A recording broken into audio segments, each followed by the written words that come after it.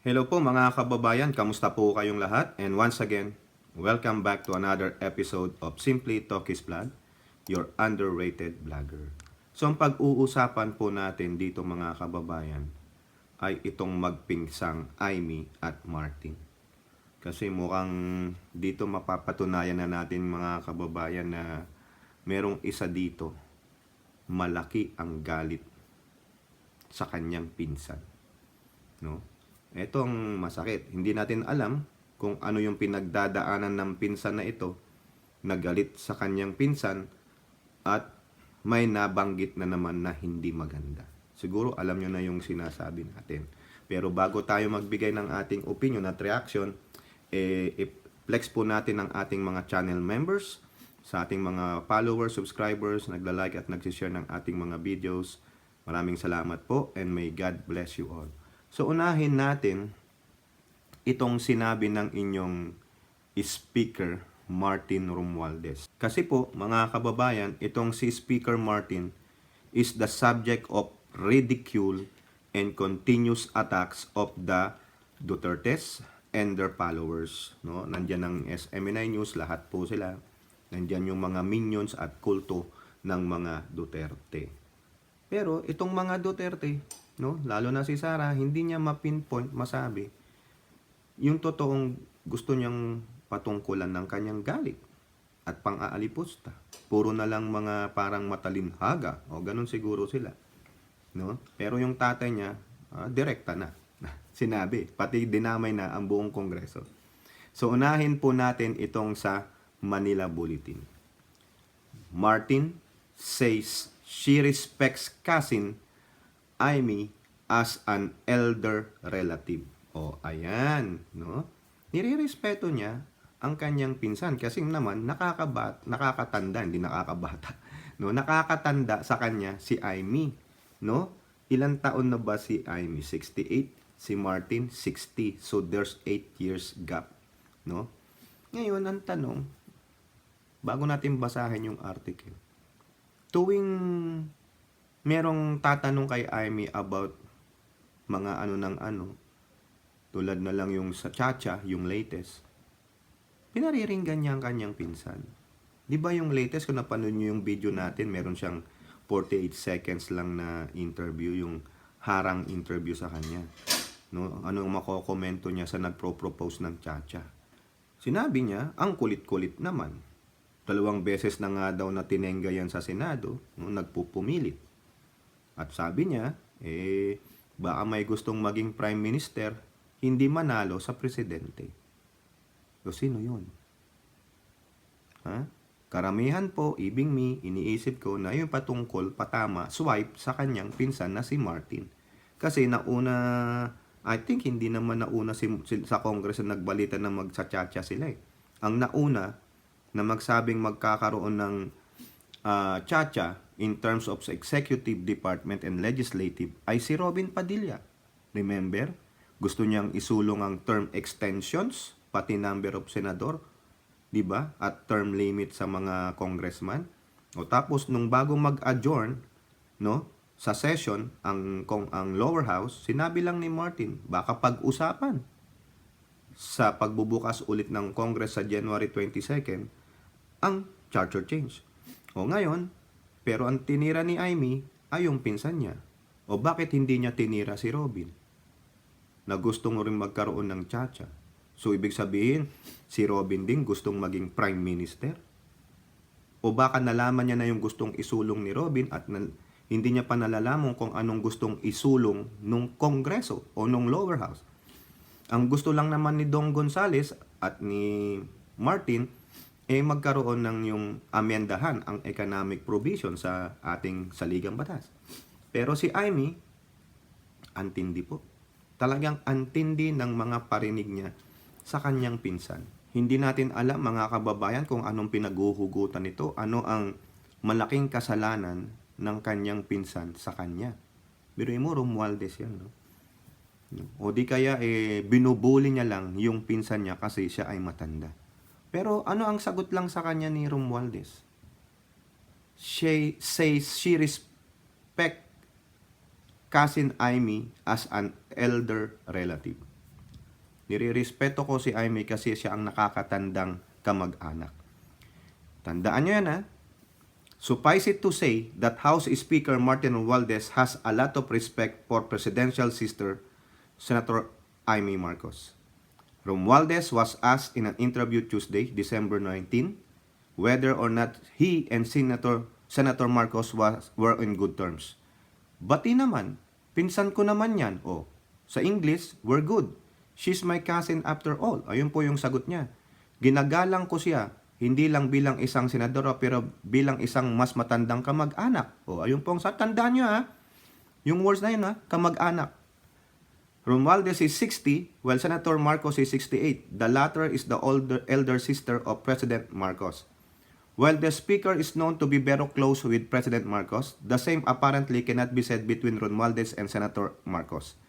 In her recent pronouncement of any indication, the lady lawmaker tends to side with Vice President Sara and different issues. Tama naman. Lagi pong kumikiling itong Senator Amy Marcos na ito sa mga Duterte. No?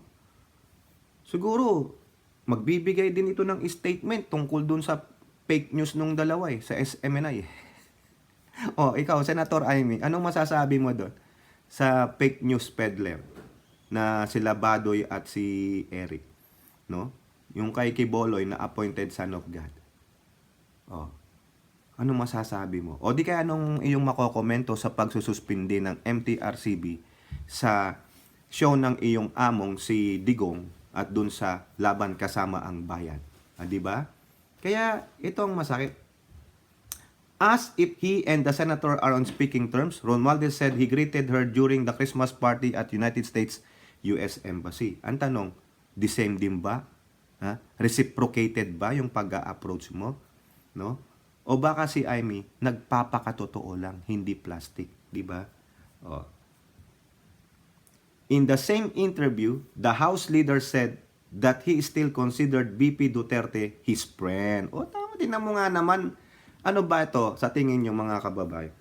Ito bang mga sinasabi ni speaker, yung acting niya is parang pagkukunwari lang, plastikan lang, pagiging hypocrite? Kasi nasa media, kailangan sabihin magandang mukha tayo sa harap ng media, pero pagtalikod natin, nagmumurahan na tayo. Ano bang katotohanan?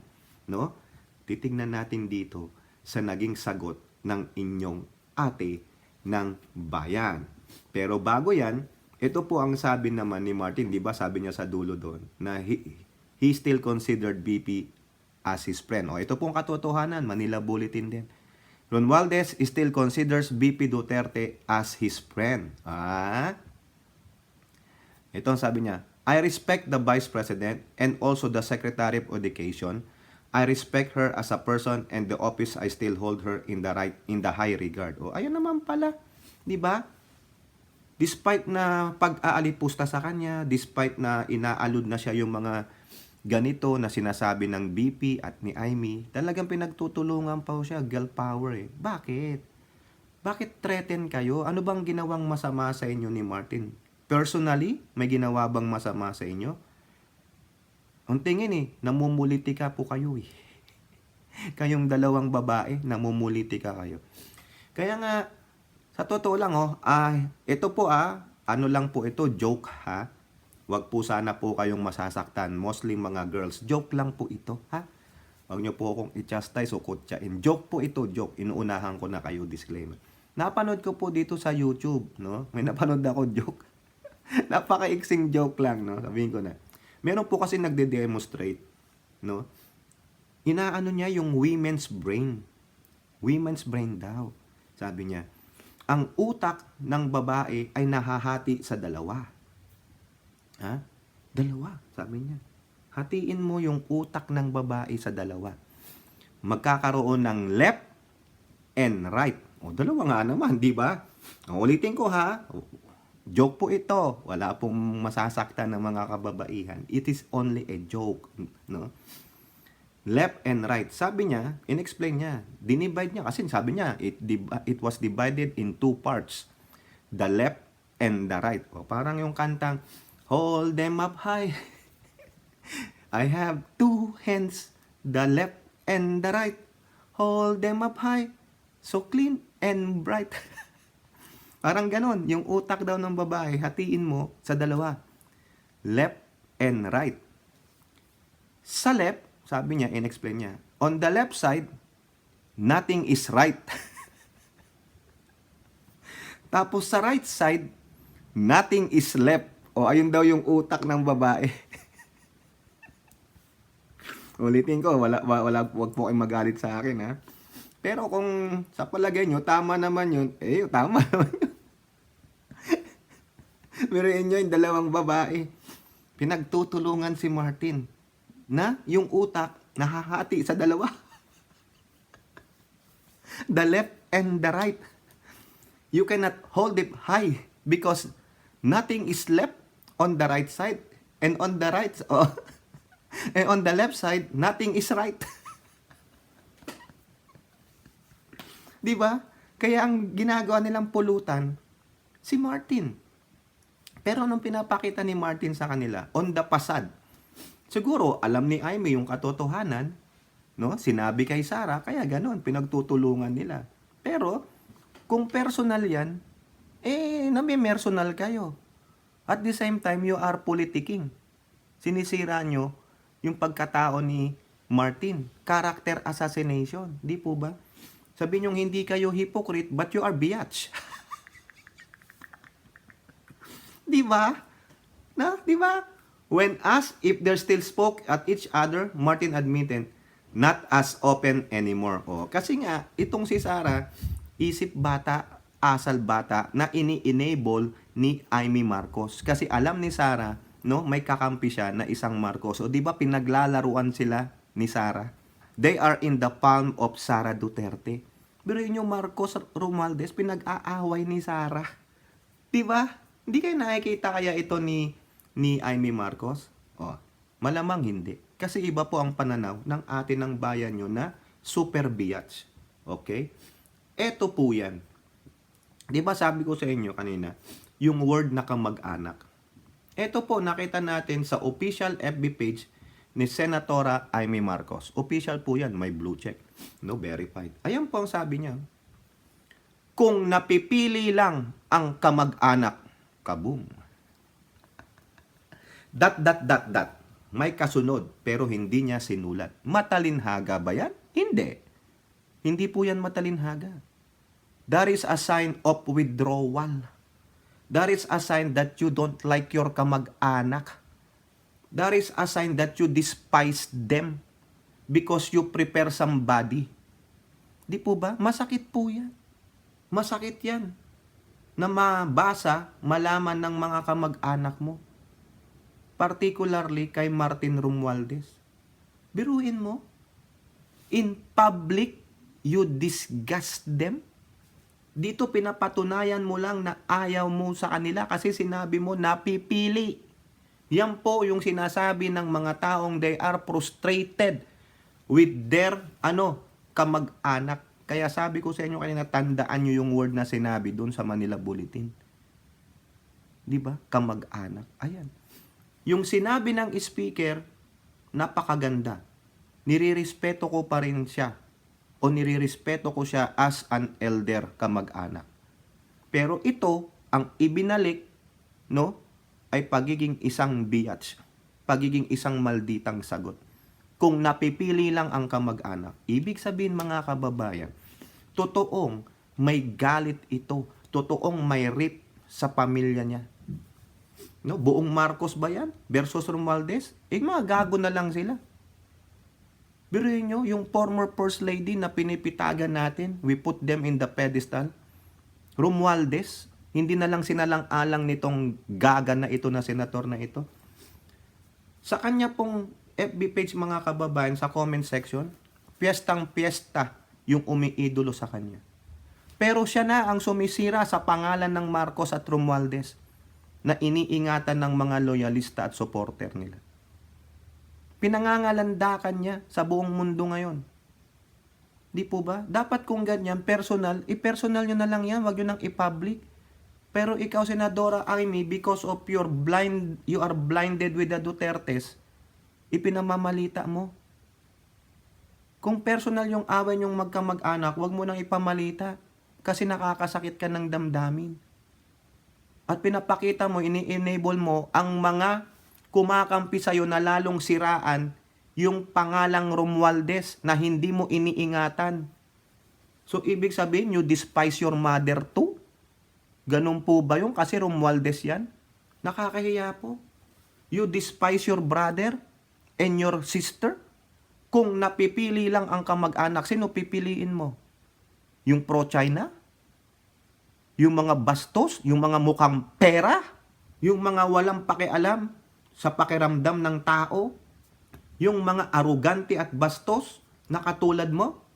Ang kinakampihan mo? Sa bagay, birds of the same feather, they flock together. Ang ibinigay sa kanya ay papuri. Ang binalik niya ay kawalang hiyaan.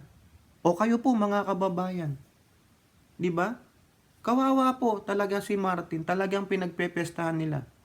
Pero, di ko po alam kung ito ay pasad lamang ng Marcos Romualdez para lalo silang pag-usapan, no? Pero tingin ko, itong si Jaime, biyats talaga to. Oo, may historya na yan. Noong pa man, yung pagiging patwitams niya, hypocrite. Kaplastikan po yan, mga kababayan. Ito ang napakasakit. Pagka mag-anak ko to, sasabihin ko rin, kung napipili ko nga lang gaganuin ko rin. Kung napipili ko rin lang, wag na rin lang sana ikaw. Pasalamat siya, hindi ko siya kamag-anak. Kung kamag-anak ko ito, namura ko na. Mumurahin ko talaga yan. Di po ba? Kaso hindi ko siya kamag-anak Bahala na po kayong magmura dyan sa biyats na yan, sa malditang yan. No? Imbis na, magtulungan kayong magpipinsan, magkakamag-anak, ang ginagawa mo, isa ka pa sa instrumento ng pagpapabagsak, ng lalong pagbibigay ng idea sa mga tao na kayo na magpapamilya ay talagang may hidwaan. Di sana ano mo na lang yan. Hindi mo na sinasab publiko, i-private mo na. Dito nakikita na Ito na yung isa sa mga ultimatum na nagpapakita na hindi niya gusto yung mga kamag-anak niya. Yung mga kamag-anak ni Jaime Marcos. At yung mga Marcos at Romualdez, ayaw niya po sa inyo. She despises you. Base dyan sa pagkakaintindi ko sa kanyang sinabi. Mga kababayan, that is so awful thing to say. It's so despicable, no? Yung lagi nyong binabanatan, lagi nyong pinasasaringan, at ginagamit yung mga salita nyo na pasaring laban sa kanya ng mga umiidolo sa inyo, mga followers ninyo, no? Ginagatungan nila. Kayo ang enabler ng kaguluhan. Kasi ikaw, Jaime Marcos, instead na maging isang halimbawa ka, no, ng kabutihan, no, at sa ikagaganda ng ating bansa, hindi. Isa ka sa mga enabler ng mga minions ninyo nagpapakalat ng mga mali-mali. Nagpapakalat ng mga naratiba na para sumira sa Speaker at sa House of Representatives. Enabler kayong dalawa ni Sara. Mga isip bata kayong dalawang, biyats kayo. Di po ba? O kayo po, ano pong inyong masasabi? Comment down below and don't forget to like and share. Hope to see you on the next videos. Bye-bye. God bless.